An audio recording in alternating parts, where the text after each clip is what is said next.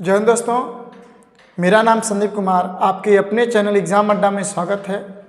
तो मेरे प्यारे बच्चे, आज हम लोग पढ़ने वाले हैं औष्टक नियम के सीमा। आज हम लोग मेरे प्यारे बच्चे पढ़ने वाले हैं औष्टक नियम के सीमा। यदि हम आपसे क्वेश्चन करें कि सर जी औष्टक नियम की सीमाएं क्या हैं, तो यहाँ पर थोड़ा देख लीजिएगा सब लोग।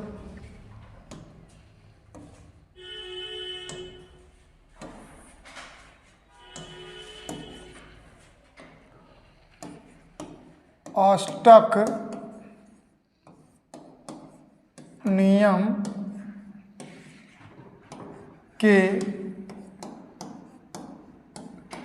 सीमाएं, औष्टक नियम के सीमाएं जिसको हम लोग बोलते हैं लिमिटेशन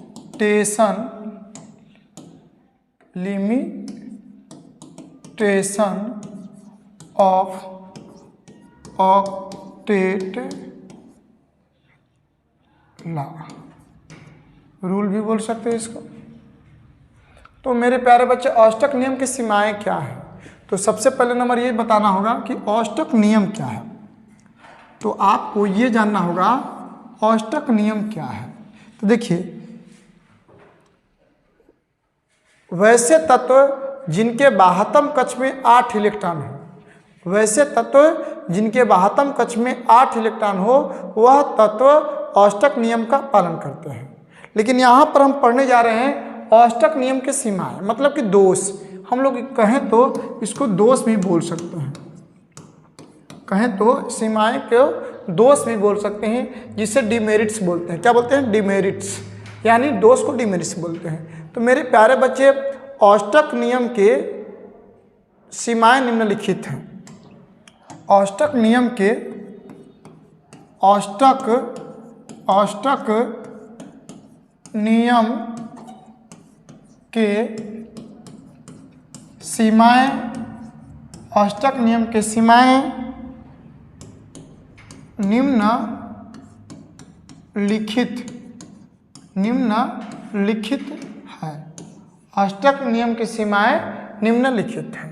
अब कोई क्वेश्चन करेगा बेटा नंबर 1, तो देखिए, अणु में एक परमाणु दूसरे परमाणु से किस प्रकार संयोग करते हैं, इसको बतलाने में औष्टक नियम असमर्थ है। मैंने पहला नियम क्या बताया? पहला क्या बताया? बताओ बाबू सीमाएं। पहला सीमाएं क्या बतलाया? मैंने ये बतलाया कि अणु में एक परमाणु दूसरे परमाणु से किस प्रकार संयोग करते हैं, इसको बतलाने में यह नियम क्या है? असमर्थ है। मान लीजिए कह रहा है कि एक परमाणु, हम हाइड्रोजन ही ले लेते हैं, तो हाइड्रोजन H2 अणु रूप। देखिए, यदि हाइड्रोजन एक रहेगा तो परमाणु के रूप में है, यदि H2 के रूप में तो अणु हो गया। तो यदि इसका इलेक्ट्रॉनिक विन्यास निकालते हैं तो 1 होता है। हाइड्रोजन का इलेक्ट्रॉनिक विन्यास बेटा क्या होता है? 1 होता है। तो अब हम लोग बात करते हैं H का। तो बेटा H का जब हम बात करते हैं तो H के पास कितने इलेक्ट्रॉन हैं? H के पास 1, 2 इलेक्ट्रॉन, 2 हाइड्रोजन है। तो ये आपस में क्या करेगा? संयोग करेगा। तो बेटा ये ड्यूट को पालन करता है। किसको पालन करता है? ड्यूट नियम को, यानी ड्यूट नियम को पालन करता है। लेकिन यदि हम बात करते हैं किसका? दूसरा एग्जाम्पल बात कर लेते हैं। दूसरा एग्जाम्पल बाबू Cl2 की बात करें तो Cl का यदि इलेक्ट्रॉनिक विन्यास देखें तो 2, 8 और 7 होता है। Cl बेटा कितने हैं? तो Cl 2 ठो है। एक Cl के पास कितने इलेक्ट्रॉन है? 7 इलेक्ट्रॉन। 1, 2, 3, 4, 5, 6, 7।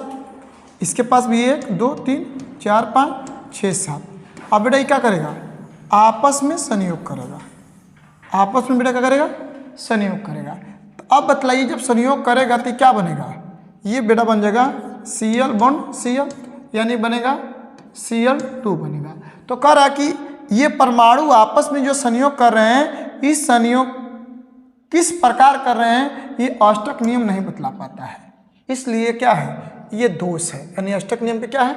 दोष है। नंबर 1 था। अब इसको आप स्क्रीनशॉट कर लीजिए। नंबर 2 की बात करेंगे बाबू। अब नंबर 2, यानी पहला में हम क्या बतलाए हैं? पहला सीमाएं में क्या बतलाए हैं? पहला सीमा में बेटा बताया है कि अणु में एक परमाणु दूसरे परमाणु से किस प्रकार संयोग करते हैं, इसको बतलाने में ये क्या है, असमर्थ है। अब नंबर 1 खत्म। अब नंबर 2 की बात करेंगे बेटा। नंबर 2 तो देखिए, यह नियम मतलब क्या, अष्टक नियम। अष्टक नियम अणुओं की आकृति को बतलाने में असमर्थ है। मतलब कि जो अणु है बेटा, क्या है, अणु है। तो यदि बात करें बाबू हम नंबर 2 की, तो नंबर 2 में अष्टक नियम अणुओं की आकृति बतलाने में क्या है, असमर्थ है। यानी जो अष्टक नियम है वो अणु की आकृति को नहीं बतला पाता है। यदि बाबू हम बात करेंगे नंबर 3 का, तो नंबर 3 में बाबू अष्टक नियम अणुओं के ऊर्जा को व्यक्त नहीं कर पाता है। यानी जो अष्टक नियम है अणु का जो ऊर्जा होता है उसको इंगित नहीं कर पाता है। यानी ध्यान रहे कि अष्टक नियम का सबसे बड़ा दोष क्या है कि अणु के ऊर्जा को इंगित नहीं कर पाता कि इसका ऊर्जा क्या है। और बाबू नंबर 4 की बात करें तो नंबर 4 में एक चीज़ जान लीजिएगा कि अष्टक नियम सभी जगह लागू नहीं होता है। मतलब कि हम ये जान लें कि अष्टक नियम हर जगह लागू नहीं होता, यानी सभी यौगिकों के साथ, सभी अणुओं के साथ सभी अणुओं के साथ इसका उपयोग नहीं हो पाता है। ठीक है, आज के लिए बस इतना ही, फिर अगली क्लास में मुलाकात करते हैं।